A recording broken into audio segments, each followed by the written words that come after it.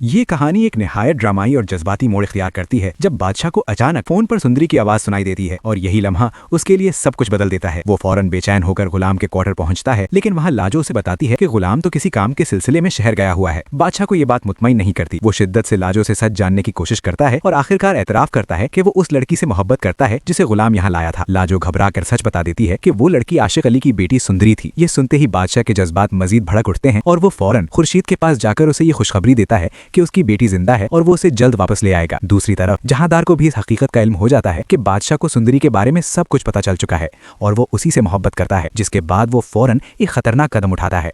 वो अपने आदमियों को हुक्म देता है कि सुंदरी को अगवा करके उसके फार्म हाउस मुंतकिल कर दिया जाए जहां उसे कैद कर लिया जाता है। इधर बादशाह गुलाम के पास पहुंचकर उससे सुंदरी के बारे में सवाल करता है, मगर गुलाम हकीकत छुपाते हुए साफ इनकार कर देता है और यहाँ तक कि घर की तलाशी की इजाजत भी दे देता है।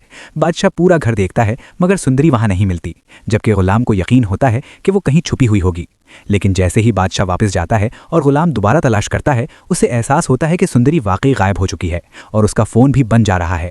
ये सूरत हाल गुलाम को अंदर से हिलाकर रख देती है और वो मजबूर होकर बादशाह के पास जाकर सच बता देता है कि सुंदरी उसके पास थी, मगर अब वो नहीं जानता कि वो कहाँ चली गई है।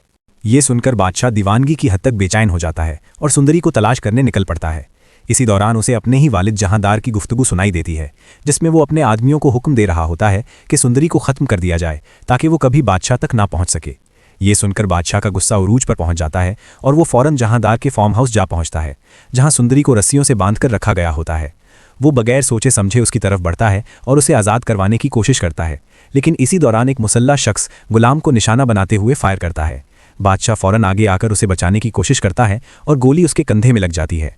इस अचानक सूरत हाल से घबराकर तमाम गुंडे मौके से फरार हो जाते हैं, जबकि गुलाम जख्मी बादशाह को फौरन अस्पताल ले जाता है और डॉक्टर से इल्तिजा करता है कि किसी भी सूरत उसकी जान बचाई जाए। डॉक्टर भरपूर कोशिश करते हैं और कामयाबी से उसके कंधे से गोली निकाल देते हैं। यूँ उसकी जान बच जाती है। जब बादशाह को होश आता है तो गुलाम आंखों में आंसू लिए उससे माफ़ी मांगता है कि उसने सच छुपाया, क्योंकि अगर उसे कुछ हो जाता तो वो खुद को कभी माफ़ नहीं कर पाता। इसके बाद बादशाह एक सख्त मगर बड़ा फैसला लेता है और पुलिस में रिपोर्ट दर्ज करवा देता है कि सुंदरी को अगवा करने वाला कोई और नहीं बल्कि उसका अपना बाप है। अगले ही दिन पुलिस कार्रवाई करते हुए जहांदार को गिरफ्तार कर लेती है। इसके बाद बादशाह सुंदरी को बहिफाजत वापस ले आता है और उससे सच पूछता है कि वो किससे मोहब्बत करती है। सुंदरी आंसुओं के साथ इकरार करती है कि वो गुलाम से मोहब्बत करती है और उसके वालिद ने भी आखिरी वक्त में उसका हाथ गुलाम के हाथ में दिया था। ये सुनकर खुर्शीद भी इस रिश्ते को कबूल कर लेती है। आखिरकार बादशाह अपनी मोहब्बत को कुर्बान करते हुए खुद मौलवी को बुलाकर गुलाम और सुंदरी का निकाह करवा देता है और फिर अपनी वालिदा के पास जाकर ये ऐलान करता है कि वो मौरक से शादी के लिए तैयार है।